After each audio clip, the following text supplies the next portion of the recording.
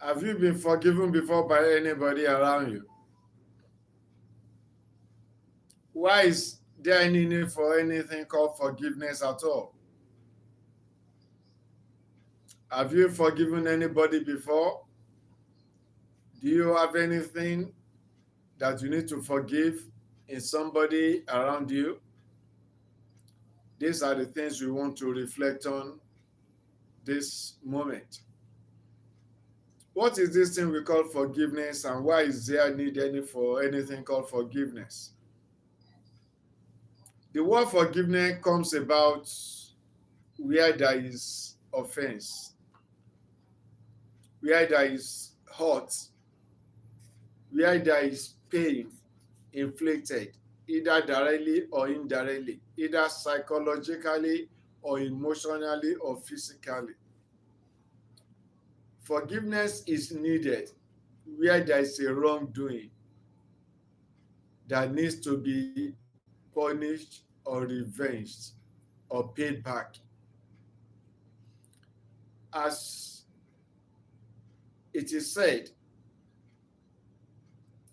trying to pay back may be worse than the offense committed in the first place.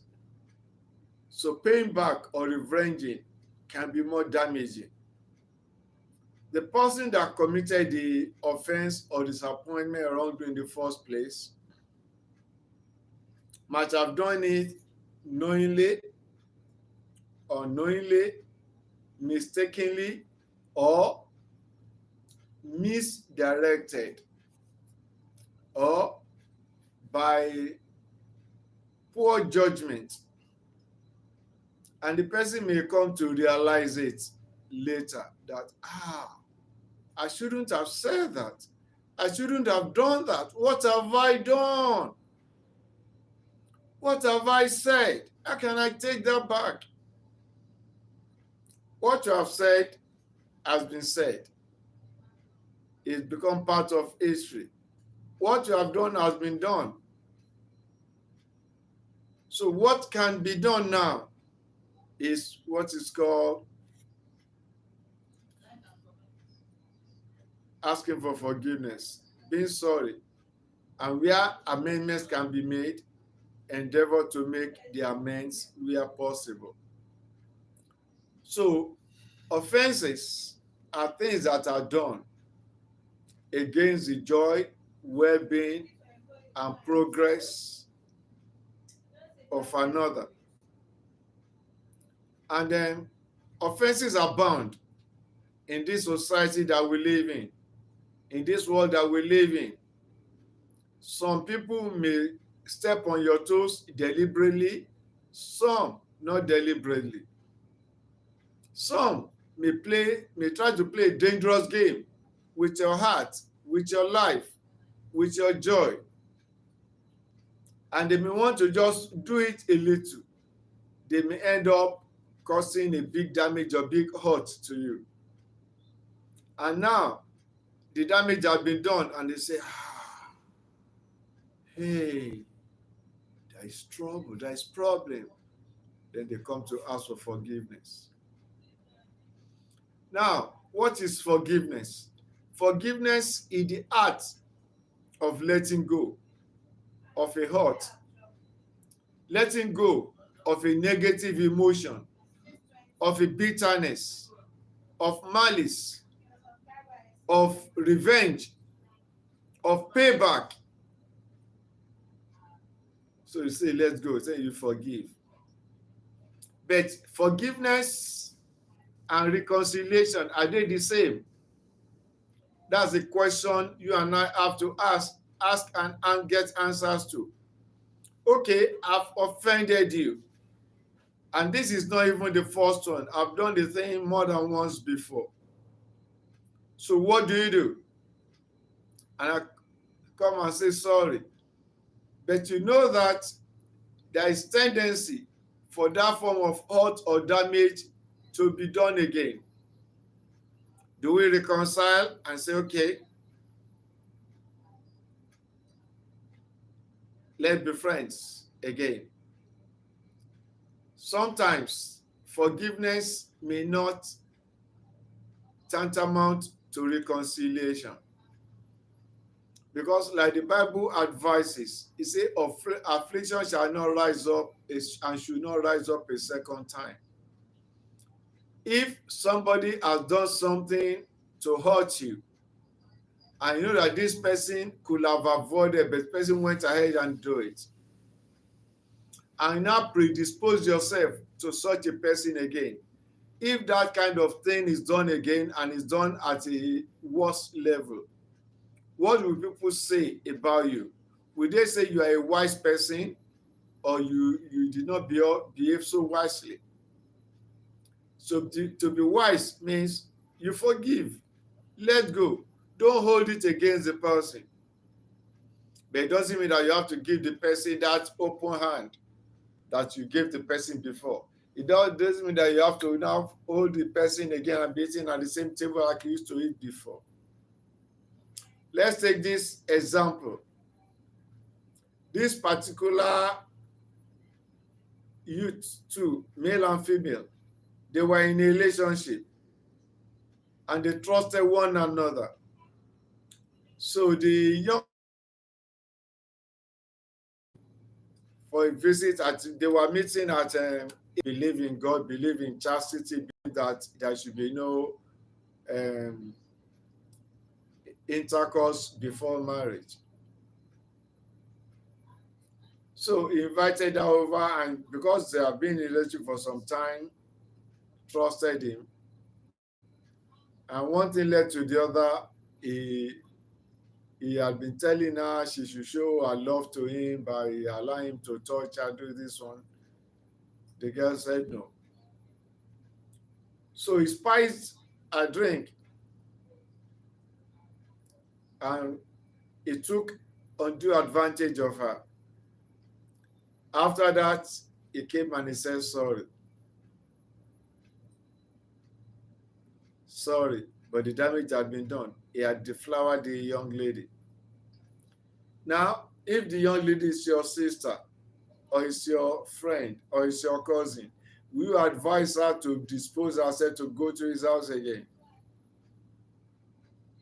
And unfortunately, that singular act made her to lose a period. And 6 weeks later, she came to him and said she could not find her period again.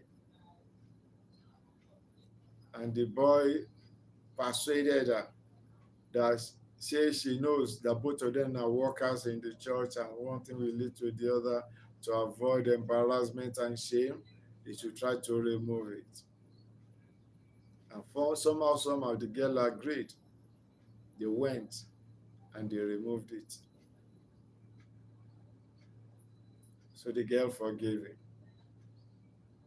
But she refused to have anything to do with him again. Does that make sense? So these are some of the challenges we have in our society and community. You lent your friend an appreciable amount of money some months back. He promised to pay 2 weeks after the money exchange hands. But 6 weeks after, he kept saying he wasn't buoyant, he didn't have the money yet, he would pay as soon as possible. And after that, 8 weeks after the loan was collected, we just saw that he bought a new car. And he said, who is the owner of this car? He said he just bought it. What about my money? You know, I needed that money for my business. He said, don't worry, I'll pay you back. And somehow, the thing went on. A year passed by, he did not pay you back. And now he has come back again. Because you survived the damage. Your business survived it. Because it's your business money, you loaned it because he said he wanted to use it for business. He saw an opportunity, he wanted to use it, and you gave it. And now it's coming back for another one. If you are in that man's shoe, will you give him another loan like that? Forgive. Don't hold against him. Don't revenge. but don't predispose yourself for another form of offense similar to the initial one. So forgiveness is good. Forgiveness will relieve you of mental hurt, of negative emotions. It will give you sound mind, peace of mind. So it will relieve you of bitterness, of heart problem. Because people that nurse unforgiveness hurt themselves in more ways than they could imagine.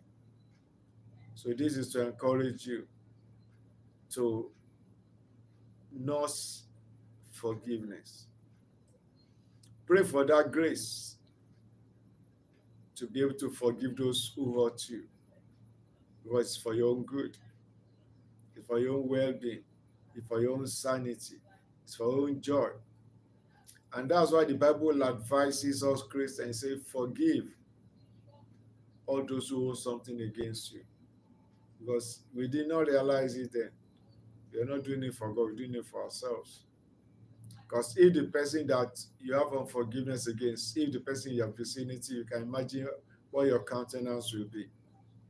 If you've been laughing before, that laughter will vanish from your face.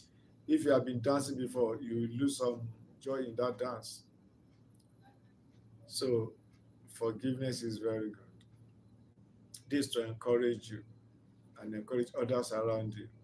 Please eschew bitterness, eschew malice, eschew vengeance, and pray for the grace to be able to forgive. Thank you for reflecting with me. If you have any question, please put.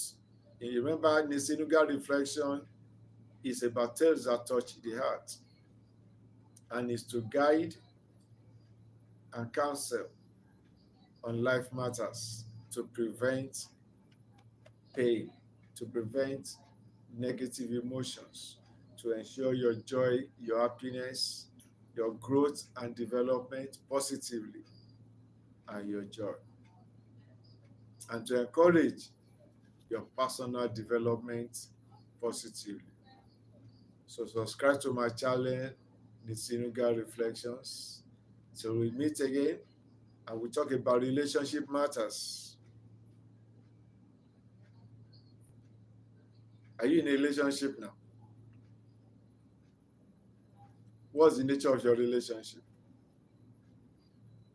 Are you just dating? Are you in courtship? Are you married? Or none of the above, just have casual friends that you chat with, you picnic with, you play with, you just work with? It's good to know. Every one of us is involved in one form of relationship or the other. And in that relationship, one or two people in that team or in that group may do one or two things to hurt you. And then what you have to do is to try to assess, ask why. That's when some things happen. Why did you do that? Tayo, why did you do that? Jonathan, why did you say that? Try to listen to that person's point of view if it makes sense. Don't say, oh, well, I didn't mean it that way. I mean it this way. Then try to rationalize if it makes sense. If it doesn't make sense, just tell him, I don't like that. You have done more harm than good. You could have kept quiet, or should have stayed away, or should have stayed off. Well, I've forgiven you, but that doesn't mean that I will allow you to come and hurt me like that again. Okay? So then if it is the relationship that may tend towards marriage, then that one needs to be given deeper consideration. And office relationship are not the same thing. Marriage and community relationship are not exactly the same thing. In the community, you can decide to uh, relocate from that community to another community. In the office or in business, well, you may get another job, leave that particular office or the to another branch in which you work with some other set of people. But when it is marriage, it is two of you until, and the marriage is the sweetest thing that can happen to you if you do it properly. So what do you mean by properly? At least you don't rush into it. Try to make sure you and your partner understand each other well. Everything should have a goal. Why do you choose to marry? Why did you say it is me that you want to marry? What are the things that attract you to me? What are the things? Are you interested in my today and my tomorrow? What are you bringing to the table to make this marriage to work? You put that thing on the table. So that one, we have to give it. And then, before I say anything, you already shouted at me. You already shut me down. You only want to be the speaker. You are always right. Then I need to consider what kind of relationship. You're always picking at my errors, at my weak points. Samuel Gazuru, you're welcome. Thanks you for reflecting with me. It's the end. Yeah, the end is coming, but nobody knows the end. But like the Bible says, there's an end to every matter. As long as we are humans, we are living with limited time. Everything has a time limit. Everything in this life has a time limit. Everything in this life has a time limit. Everything has a time limit. Olakunle Obade, you are welcome. Thank you for reflecting with me. Relationship, you married or you're in courtship. So let me know in your comment, please. Same thing, Samuel. Let's share. So what can you say about forgiveness? I want to learn. Learning is wide. Learning has so many angles. Are there some sins that are not forgivable? Are there some offenses that are not forgivable? Let's know. Which ones are forgivable according to your own understanding, your own dictionary? Let's know. Okay.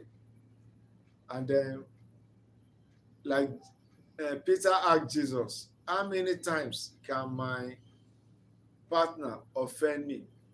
Or can somebody offend me that I should forgive? And say after this, there's no forgiveness for you again. How many times?